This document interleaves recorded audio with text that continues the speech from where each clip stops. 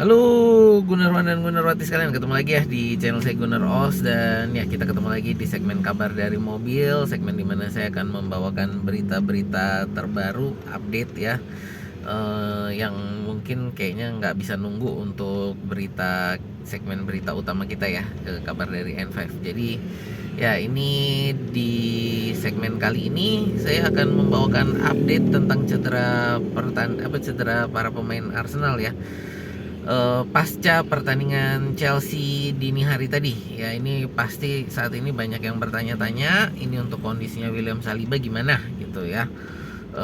Dari konferensi pers pasca pertandingan ini kita diinformasikan bahwa Saliba itu merasakan ada satu ketidaknyamanan di ototnya ya, nggak disebutkan otot yang mana gitu, tapi hanya disebutkan ada ketidaknyamanan, di mana lalu dari tim medis memutuskan untuk mengistirahatkan dan untuk memeriksa lebih lanjut gitu ya.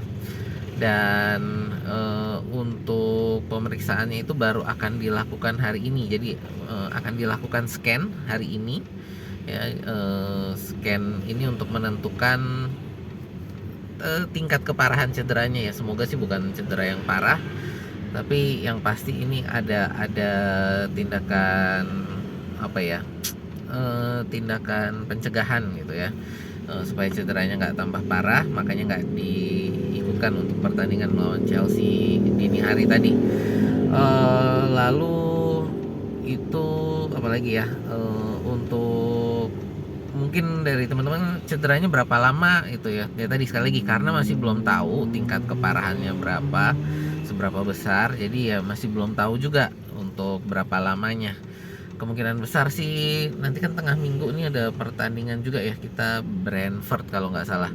Jadi kalau dari apa yang disampaikan, sepertinya kemungkinan kita akan dapat update di pertandingan Brentford nanti ya, di pra pertandingan Brentford nanti kita mungkin baru akan dapat update di sana.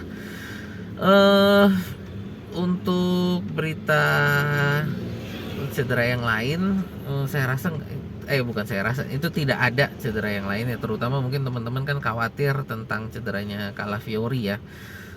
Jadi itu Calafiori nggak ada cedera karena kemarin itu di konferensi pers pasca pertandingan juga tidak disebutkan apa-apa tentang Calafiori.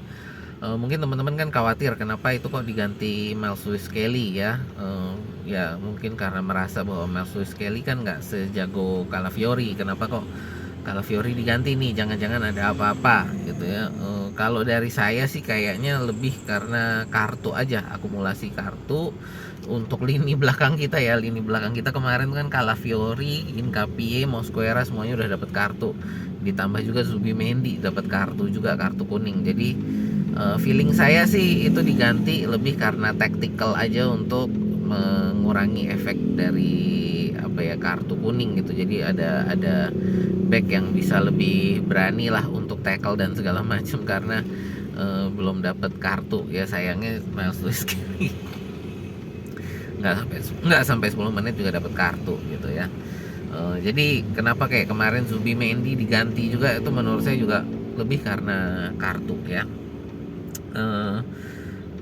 Kenapa kok yang diganti Calafiori ya, karena yang lain back tengahnya kalau mau ganti siapa back tengahnya kan ini udah pemain rotasi semua juga nih ya, untuk untuk Hincapié sama Mosquera. Jadi mau diganti siapa itu Hincapié sama Mosquera, nggak ada gitu. Jadi ya mau nggak mau untuk mengurangi mengurangi efek kartu kuning di lini belakang kita ya, Calafiori yang bisa diganti dengan Miles Lewis Kelly. Timber ya kan Ben nggak kena kartu, Ben White, jadi mau masukin Ben White untuk ganti Timber nggak ada efeknya karena Timber nggak kena kartu gitu. Jadi ya itu sehubungan dengan Calafiori.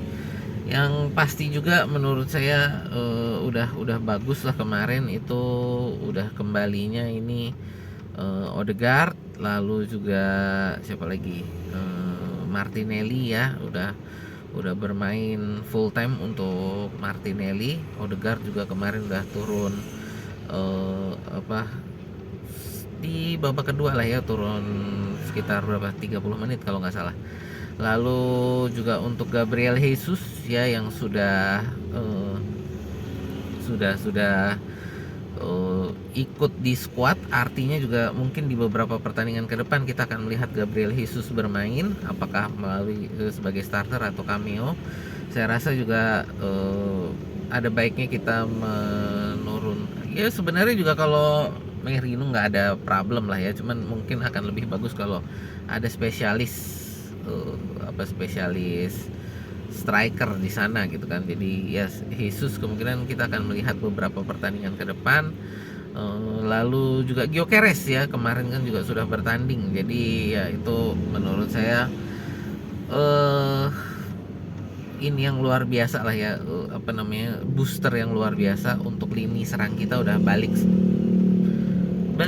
Kai Havertz yang belum kelihatan lah ya, tapi kalau kayak untuk Madueke yang cedera kemarin kan, Madueke berarti udah balik, terus Martinelli udah balik, Gyökeres udah balik, Jesus udah balik, kita cuma tinggal nunggu Kai Havertz gitu ya.